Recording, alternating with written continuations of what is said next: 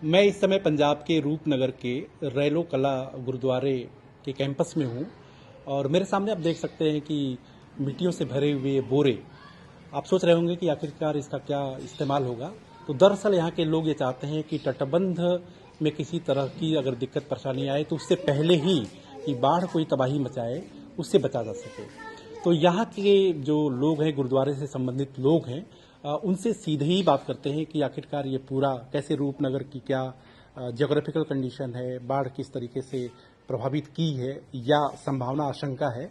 तो इन सारी चीज़ों को, फिर फसलों की बर्बादी जब होती है तो उसमें क्या असर पड़ता है आम लोगों पे, आम जिंदगी पे क्या असर पड़ता है, महिलाओं पर, पुरुषों पर, मवेशियों पर, बच्चों पर, यानी कि सारी चीज़ों पर किस तरीके से बाढ़ असर डालती है, उन सारी चीज़ों को समझने की कोशिश करेंगे। तो सीधे बात करते हैं। सर, आपका नाम क्या है? मेरा नाम कर्नवीर सिंह। वाहेगुरु जी का खालसा, वाहेगुरु जी की फतेह। ਸਾਰੀ ਸੰਗਤ ਨੂੰ ਅਸੀਂ ਅਪੀਲ ਕਰਨਾ ਚਾਹੁੰਦੇ ਹਾਂ। ਅਸੀਂ ਅੱਜ ਬੈਠੇ ਹਾਂ ਗੁਰਦੁਆਰਾ ਰੈਲੋ ਕਲਾਂ ਦੇ ਪਿੰਡ ਰੈਲੋ ਕਲਾਂ ਦੇ ਗੁਰਦੁਆਰਾ ਸਾਹਿਬ ਵਿੱਚ। ਅੱਜ ਸਾਡੇ ਉਰੇ ਬੈਠਣ ਦਾ ਮਕਸਦ ਇਹ ਹੈ ਕਿ ਅੱਜ ਸਤਲੁਜ ਨਦੀ ਦੇ ਕਿਨਾਰੇ ਜੋ ਬੰਨ ਲੱਗਿਆ ਹੋਇਆ ਹੈ, ਉੱਪਰੋਂ ਪਾਣੀ ਜ਼ਿਆਦਾ ਬਾਰਿਸ਼ ਪੈਣ ਕਾਰਨ ਪਾਣੀ ਸਤਲੁਜ ਦਰਿਆ ਦੇ ਵਿੱਚ ਵੱਧ ਰਿਹਾ ਹੈ।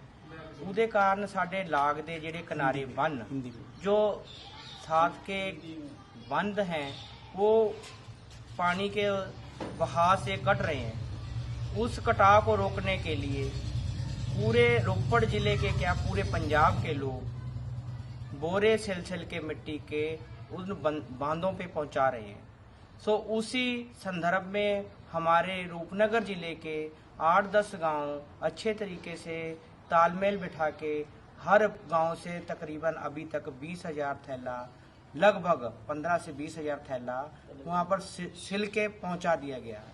वहां पे हर जात धर्म का, हर मजहब का, हर खित्ते को संबंध रखने वाला आदमी इस टाइम पंजाब की मदद के लिए खड़ा है और इन बांधों को पानी के बहाव से काट रहा है ना बांधों को, उसको पंजाब ने ही रोक के रखा है।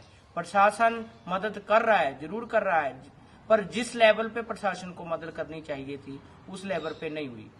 आज प्रशासन ने, रूपनगर जिले का जो प्रशासन था उसने आज अलग अलग गांवों के सरपंचों को और पंचायत सेक्रेटरियों को बोला है कि हर गांव से जो मनरेगा स्कीम चलती है उसके तहत कम से कम 10 मनरेगा मजदूर उन बांधों पे पहुंचेंगे। कल हमने यहाँ पे धरना भी लगाया था कि टेक्निकली हमें स्टाफ दें, जिसकी वजह से हम उन बांधों को टेक्निकल तरीके से ठीक कर सकें। वो भी प्रशासन ने आज प्रोवाइड करवाया है और थैले भी प्रोवाइड करवा रहे हैं प्रशासन अब, और जाल भी प्रोवाइड करवा रहा है। और ये हम अपने गांव के, अलग अलग गांव के लोग इकट्ठे होके, बच्चे, बुजुर्ग, माताएं, बहनें, हर एक आदमी आज इस मिट्टी के बोरों को भरवा रहा है। और जो बाढ़ की वजह से तबाही आ सकती है, रूपनगर से के हल्का चमकौर साहब से लेकर लुधियाने तक अगर ये बांध टूट सकता है जाएगा तो मार करेगा पानी, जिससे बहुत हालात खराब हो जाएंगे हमारे इस जिले के। जैसे कि अभी पंजाब में सतलुज के किनारे वैसे वो सुल्तानपुर लोधी, तरन तारन, फाजिलका, बोहर, इन इलाकों में बड़ा तबाही मची हुई है। लोगों के घर उजड़ गए, लोगों के घर ढह गए, लोग बीमार पड़े हैं, लोगों के पशु मवेशी मर गए हैं। उससे बहुत बड़ी दिक्कत आ रही है। इसी को देखते हुए हम जे पहले प्रबंध कर रहे हैं कि बाद में लोगों को राशन बांटने से, लोगों के दुख में शामिल होने से पहले हम अपनी कैमी कर लें। अच्छा, एक चीज बताइए कि जैसे बाढ़ से जो प्रभाव हुआ है, सैकड़ों एकड़ फसल भी बर्बाद हुई है, तो सवाल यही है कि अक्सर देखा गया है कि फसल ज्यादा पैदा हुई तो भी दिक्कत, फसल कम पैदा हुई तो दिक्कत। अभी की जो स्थिति है इसमें फसल तो स्वाभाविक है कि काफी बर्बाद हो गई। तो कैसे मतलब देखते हैं कि किसानों के ऊपर और जो अनाज मंडियां हैं वहां तक उनकी पहुंच किस तरीके से हो पाएगी या नहीं हो पाएगी? दरअसल बात यह है सर कि बाढ़ के आने के चक्कर से खाली फसल को नुकसान नहीं हुआ, आम आदमी के जीवन को प्रभाव पड़ा और फसल के साथ साथ मवेशियों पर प्रभाव पड़ा। अब जिन इलाकों में बाढ़ अभी आई है, अभी उनकी गेहूं की फसल बीजने का कोई सवाल ही पैदा नहीं होता। अगर पूरा पंजाब स्टैंड करेगा, उनके जाके खेतों की सफाई करवाएगा, उनसे जो सिलट आई है उसे हटवाएगा, पद्धरे करेगा, फिर जाके कहीं वो इस बार गेहूं की फसल लगा सकते हैं। लेकिन अभी चारा नहीं लग सकता, वहाँ गेहूं नहीं लग सकता, अभी तो पानी खड़ा है, हर चीज प्रभावित हो रखी है। पशुओं का जब चारा नहीं होगा तो पशुओं को भी पालना बड़ा मुश्किल हो जाएगा। मंडियों में किसान तो हर तरफ से पिसता है, फसल ज्यादा हो जाए तो मंडियों में पिसता है, फसल कम हो जाए तो वैसे पिस गया। अच्छा, एक चीज और बताइए कि जैसे मान लीजिए कि फसल एक औसत परिवार जिसके पास मान लीजिए 2 किल्ला जमीन हो या 3 किल्ला जमीन हो, और जब इस तरह की स्थिति आ जाती है तो उस समय क्या होता है कि कितने का अनुमानतः नुकसान आप मतलब एक्सपेक्ट करते हैं कि इतना नुकसान उसका हो गया होगा? अभी सर देखा जाए तो अगर पर किले के हिसाब से हम लगाएं ना, पर एकड़ के हिसाब से लगाएं तो लगभग 1,20,000 का तो नुकसान उसका हो ही गया, फसल का जो खड़ी थी। और जो उसने उसको बोने के लिए खर्चा किया, लेबर लगाई, बीज लगाया, धान की रुपाई के लिए लेबर को पैसा दिया, जुताई के लिए किया, वो अलग। और जो अगली उसकी लगाने वाली फसल होगी उस पर वो खर्चा करेगा, वो अलग।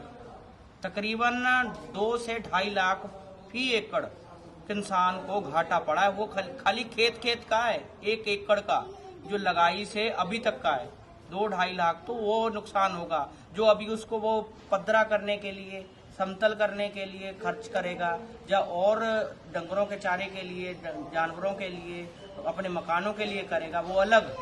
फी एकड़ कम से कम 2-2.5 लाख का 1 एकड़ वाले किसान का भी नुकसान हुआ है। अच्छा, एक चीज और है कि जैसे मान सरकार, पाजी जो मान सरकार है वो मतलब आपको लग रहा है कि जमीनी स्तर पर कुछ कर रही है या केवल बस ऐसे ही बातें ही हो रही कर रही है, कुछ नहीं दे रहे जी। अपना आपस में जो गांव वाले है वो ही पैसा इकट्ठा करके लगा रहे हैं। ये 15-20 पिंड है, अब्बल मतलब सारा पंजाब में लगा हुआ है। 20-20 हजार रुपया, 20-20 हजार थैला वहाँ डोले पर पहुंचा दिया। लेकिन सरकार की तरफ से मदद मदद नहीं होता। हड़ा आके कहते हैं भी इन्हों नदियां टुट जान, नाले टुट जान, ये टुटे हुए रेता खेता में पड़ जाए, हम रेता बेचिए। सरकार कहती है सरकार का तो यही मसला, पैसा बनाने का मसला, कोई उन्होंने सहूलत नहीं, कुछ नहीं है। अच्छा, पाजी ये बताइए कि ये जो बाढ़ जो पंजाब में आई, ये अब तक की सबसे बड़ी बाढ़ है? देखो ये हमने 1988 की बाढ़ भी देखी, उस वक्त भी बहुत बाढ़ आई थी। अच्छा, हमारे गांव के नजदीक भी पानी आ गया, लेकिन इस बाढ़ में नुकसान ज्यादा हो।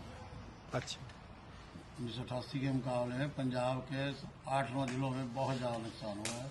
प्रशासन मदद कर रहा है, बहुत कम कर रहे हैं। मतलब किस तरह की मदद की अपेक्षा आप लोग करते हैं कि ये मदद होनी चाहिए? जैसे मिट्टी प्रोवाइड करवा दे बांधों के लिए, प्रशासन थैले वगैरह करा दे, या बांधों पक्का कर दे, ऐसी कोई सहूलत नहीं। ऐसी कोई सहूलियत मतलब नहीं है? सब गांववासी अपने आप कलेक्शन करके, अपने आप मिट्टी आप कुछ कहना चाह रहे हैं? प्राप्त करके, ਜਿਹੜੀਆਂ ਸਾਡੇ ਲਾਗ ਨਦੀਆਂ ਨਾਲੇ ਹੈ ਉਹਨਾਂ ਵਿੱਚ ਲੱਖਾਂ ਕਰੋੜਾਂ ਰੁਪਈਆਂ ਦੀ ਲੱਕੜ ਖੜੀ है। ना तो हम गांव वालियों को पटन देती है, ना आप पटाती है। जो पानी रुकता है वो आले दुआले पिंडा को मार करता है। अच्छा, ये लकड़ी पटा दें, पैसे बनाउण ਉਹੀ, या पंचायत ਨੂੰ हम दे देण, पंचायत बेच के ਉਹਦੇ पर पैसे ला देਣ। अच्छा, ਸਾਡੇ ਕੋਲ 2-2 ਕਿੱਲੇ ਜ਼ਿਮੀਂਦਾਰਾਂ ਕੋਲ ਮਾਰ ਪੈਂਦੀ ਹੈ। ਜਿਹੜਾ ਗਰੀਬ ਬੰਦਾ ਮਕਾਨ ਟਹਿ ਗਿਆ ਕਿੱਥੇ ਪਾਲੂਗਾ।